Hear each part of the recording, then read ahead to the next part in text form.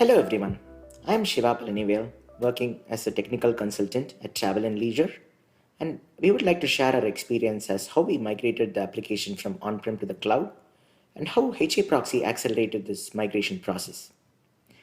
We had close to 1,200 plus webs spanning across multiple technologies like Java, Node.js, microservices, and .NET, and what looked like a formidable task was made much simpler through our decision to use HAProxy.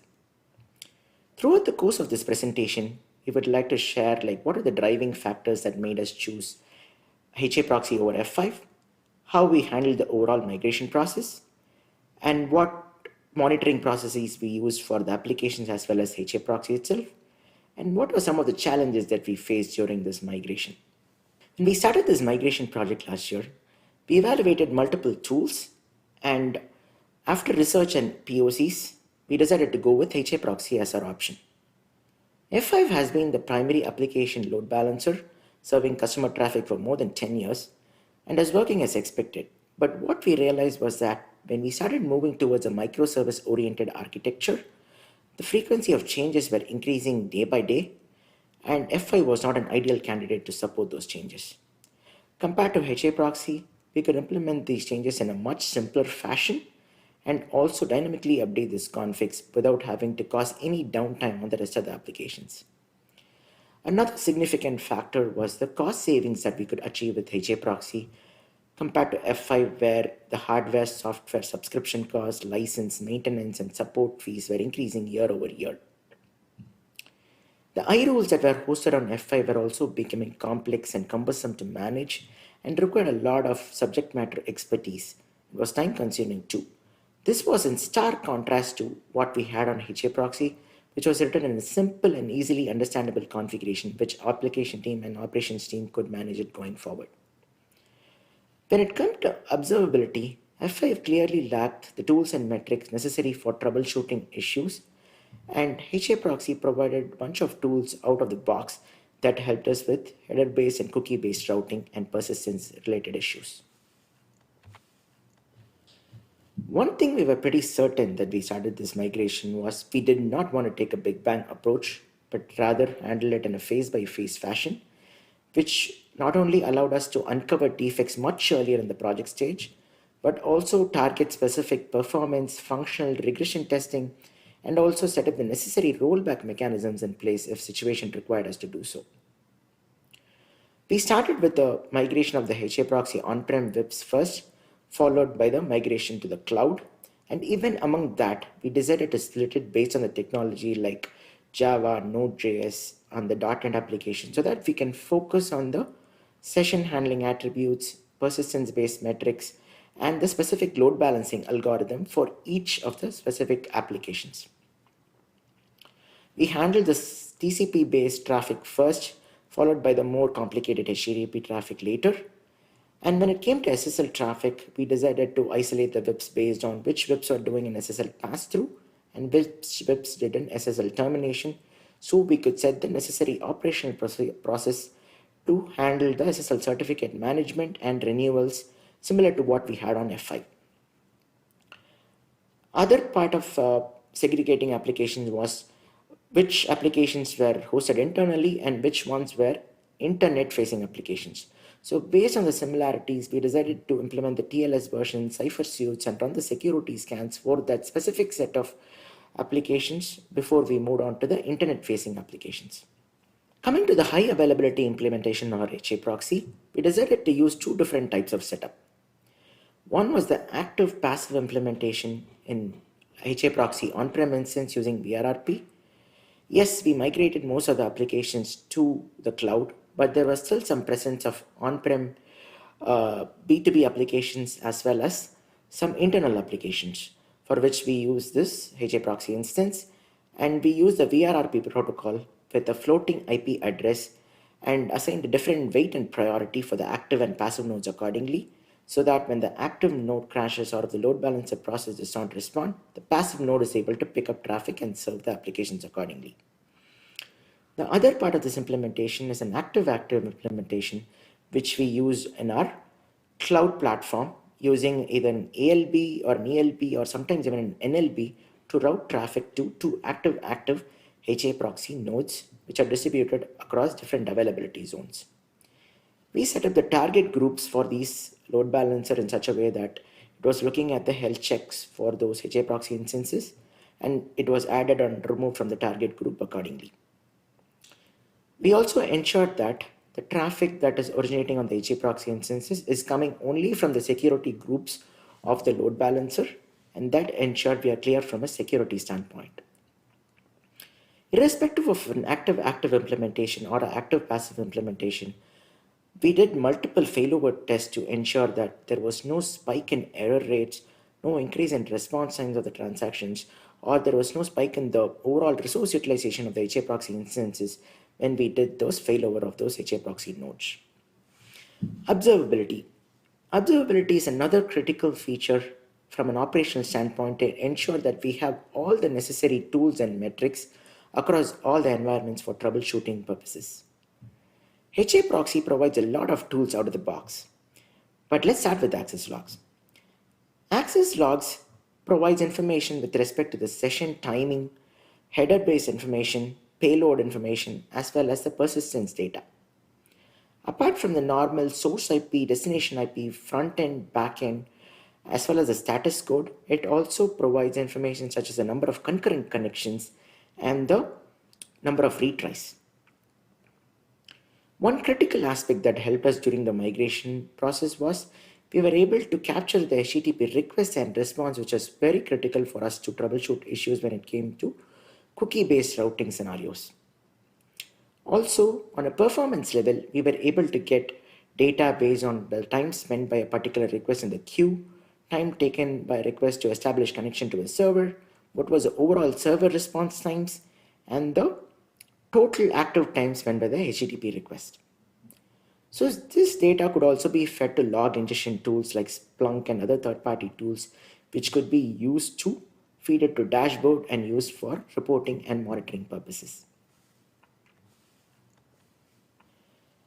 Of course, access logs provides an excellent point-in-time data for troubleshooting these issues, but we needed something to look at the overall traffic pattern that's hitting our load balancers, and HAlog is another useful utility that is shipped out of HAProxy to parse logs and analyze the requests based on a per backend basis.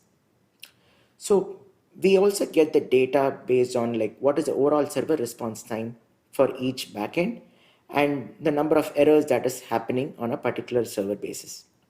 So based on the report that you see here, we see the number of 404s and 500 errors happening on every single backend. And this report is useful in a couple of different aspects.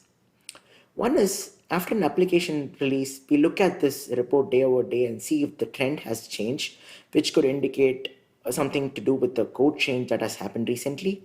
Or in other scenarios, we have also seen one single JVM in a cluster not behaving correctly, where the number of errors could be skewed up so that operations team can take the corresponding action on the particular JVMs. Also, this data is useful for capturing per URL statistics like what is the overall response times and what is the error rate happening for that particular URLs as well. Along with this, stats page is another utility that provides a real-time traffic report of the traffic hitting the load balancer as well as the backends of the application servers. During P1 and P2 issues, one thing which we look at first is the stats page to ensure that the overall health of the load balancer is looking good, and at the same time, the health of the backend nodes are looking fine too. So we look at an overall status and see if the nodes are showing red or green, or if the status of those backends are changing continuously to indicate either an issue with the JVM itself or another global issue with respect to network connectivity. So from a front-end standpoint, we get information as to what is the session rate and what is the rate of rejected traffic. And on the back-end standpoint, we see how many queued connections, how much is the time taken to establish a particular connection to the server, and also see how the requests are getting distributed across the different individual backends. And if we need to tweak and tune the load balancing pattern, if the algorithm we have defined is working perfectly fine with the application traffic. Also, this is useful in feeding it to other third-party tools for, again, dashboards and monitors, and for alerting purposes as well.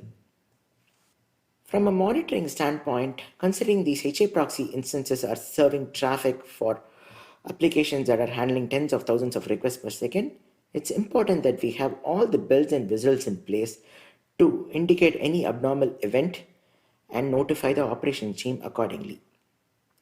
So while we depend on access logs, HA log, custom scripts, and even Splunk data for monitoring purposes, AppDynamics is our primary application performance monitoring tool. As the name indicates, it provides an overall picture of how the application behaves and also specific visibility into how each and every tier and node is interacting with the HAProxy. Apart from the overall application performance monitoring, AppD also provides these network visibility agents, which dives one level deeper and provides information like packet retransmission metrics, packet loss, and any performance impacting events, and KPI metrics such as throughput, latency, and error rate. So this helps us look from a network flow standpoint as to how the request is going along the different devices, routers, switches, and if there is any abnormal errors happening along the path, and feed it to dashboards and set up necessary alerts accordingly. So based on the dashboard, we are seeing this is directly driven upon the AppD extension that's connecting to the HAProxy instance and providing the data such as the number of established connections, session rate, what is the overall 400 and 500 errors happening. So this is useful in terms of performance analysis on a day-by-day, week-over-week, and a month-over-month pattern as well. Hitless reloads. This was another critical feature that helped us tremendously during our migration stages. So what's hitless reloads? It's a process in which the sockets from an older HAProxy instance are transferred to the new reloaded HAProxy instance without having any drop in connections. This was especially beneficial for a microservice architecture where we had to add multiple nodes or remove nodes or make some dynamic routing changes to the context routing functionalities. And we also did a lot of testing where we implemented the reloads with peak traffic, and we did not observe any resource utilization issues or any connection drops during this time. Also, this was helped us in expediting our fixes that we noticed during the AWS migration time. And instead of having to wait on outage windows, we were able to apply these fixes much earlier. So this was a stark contrast to what we had in F5, where we had to wait for like 2 or 4 days before we could put these changes in and handle the fixes accordingly. While the overall migration process was smooth, we also wanted to share some of the challenges that we faced during migration from F5 to HAProxy. So one of the main factors was decoding the existing F5 configurations into the equivalent HAProxy configurations. Each F5 VIP had like 25 to 30 different attributes, some of which were not even being used by the application, some of it was by default enabled on HAProxy. So it took quite some time to understand what was really relevant in the context of those application and move those changes accordingly. The persistence handling between different applications was also something that we need to consider of, and we need to ensure that the attributes were being migrated from F5 to HAProxy as is, and even there are some subtle differences between F5 and HAProxy too. So it took some time to work with the respective application owners to ensure that the session persistence is working as expected. Some of these applications which were integrated with F5 has been working for quite some time. So since the application evolved over time, some of those rules became redundant. But we wanted to utilize this opportunity to clean up those rules as part of this migration and then migrate only those appropriate configurations as per the application. Also, the SSL and Cypher suite management was different between both the load balancers. So we had to ensure that the necessary scanning and testing was handled on the separate set of VIPs, and those versions were all tested from an application standpoint before we could move on to the next set of VIPs. Another issue which we faced during the HAProxy on-prem instance was, since some of the VIPs were migrated to F5 and some of the VIPs were hosted on HAProxy, the way the VLANs were being trunked and the subnets are being shared between F5 and HAProxy, We did run into some ARP conflict issues, and we had to ensure that the necessary changes were done on F5 before we could move on to the migration of that particular trip in HAProxy, which also added to the timelines. So, talking about timelines, one of the factors, while it was really beneficial to do the phase by phase migration and helped us to uncover defects much earlier in this phase and also do some targeted testing, it did add on to the project overall timelines too, because we had to do the entire test list of testing activities and security scans before we can move on to the next phase of webs. Also, some of these applications were legacy apps, so we had to understand how they integrated with the load balancer or if they use their inbuilt features to handle some session persistence or session management. So we had to collaborate closely with our application owners to ensure those changes were handled on the load balancer level accordingly. While mentioning about the challenges, it's also important that we share the great level of support we got from the HAProxy support team. Considering we were relatively new to HAProxy, the level of support provided by their engineers was truly commendable.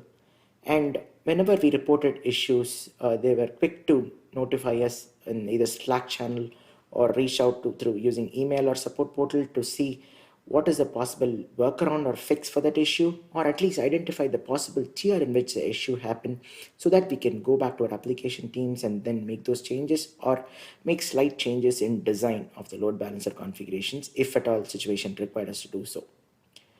Also, we had set up a lot of calls and interacted with their team to see how to handle the white labeling of sites, how to break down the complex F5 rules into simpler ACLs, and we held a lot of brainstorming sessions to see what was the best high availability option for HAProxy. They provided their experience as to what are all the pros and cons of each approach, and we worked internally to see like what was the best approach that suited our requirements and needs. Also, from a security aspect, they were quick enough to report any bugs or vulnerabilities that were reported on the HAProxy and provided the patch set version along with any mitigation efforts that can be used to handle that particular vulnerabilities. This was especially crucial in our migration time when we had a major application release or some infrastructure changes happening where we could apply the mitigation efforts first and then come back and apply the patch set version later. Those are the major aspects of our experience with the migration. But what next? Considering that we are in a relatively stable phase with the migration and we are done with the major migration activities, we want to see how we can improvise next. We want to see how we can use the data plane API to manage our load balancer configuration dynamically. And also, as part of the F5 to HAProxy migration, we did break down some of the complex rules into simpler ACLs. But we want to take it one step further and see how to leverage the maps feature and make it simpler for management and maintenance. With the microservices architecture, we want to see how we can integrate HAProxy and use it as a service discovery tool so that the microservices have one registry which they can find the latest and greatest list of nodes for their communication. And also, we were containerizing some of the application services and we want to see if we can containerize the HAProxy instance as well and see if we can automate the scaling of these instances based on demand and how the scaled up applications can integrate with the HAProxy instance itself. Those were the main attributes that I wanted to cover during this presentation, and I will now open it for question and answers. Thank you.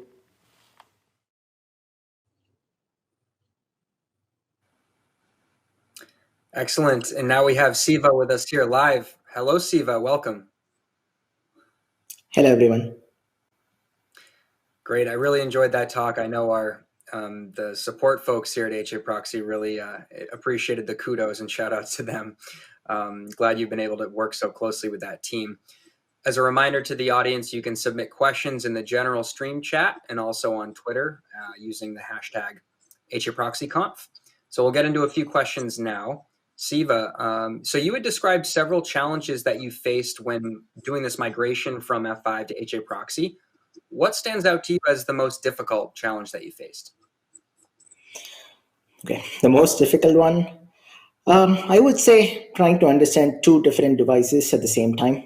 Because even though we have been having F5 for more than 10 years, we were more of a product user, I would say. compared to HAProxy, where we became the application or product owner. So there was a lot of understanding from both products to realize what worked perfectly with each of the applications, right? So we were able to collaborate with the application owners, and the F5 engineers and our application team made a great support in making us understand how each of the applications worked. But yeah, I would say that was one of the challenges to understand, like how what are the nuances between each of the product and how each of the applications work with what kind of configurations. So we had to run through a lot of testing, isolated testing, performance regression in every single application before we could confirm that everything was working perfectly fine before we could move to production. Sure. And so speaking on this topic of the migration, is there anything that stands out to you, or was there anything that was easier than you thought, or that ended up in hindsight did end up being easy about the migration? The easy part about the migration, I would say, was the simple and easily understandable HAProxy configurations.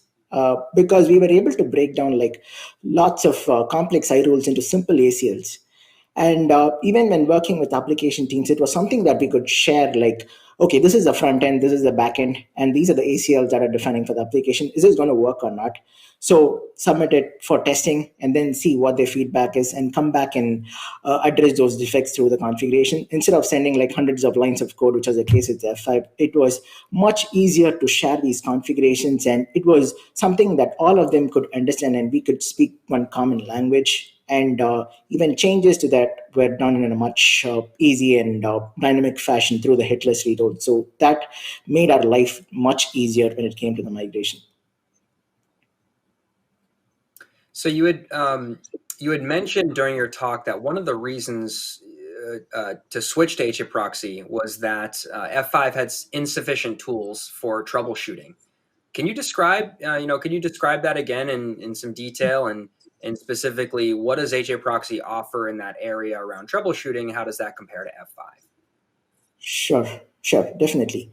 So when it comes to troubleshooting issues, right, we need all the operational metrics, specifically in terms of intermittent issues or performance issues, which gets reported. We need to ensure that we are able to track the request from a user's browser all the way to the backend, right? We need to have the distributed transaction tracing capability, which is completely missing in F5.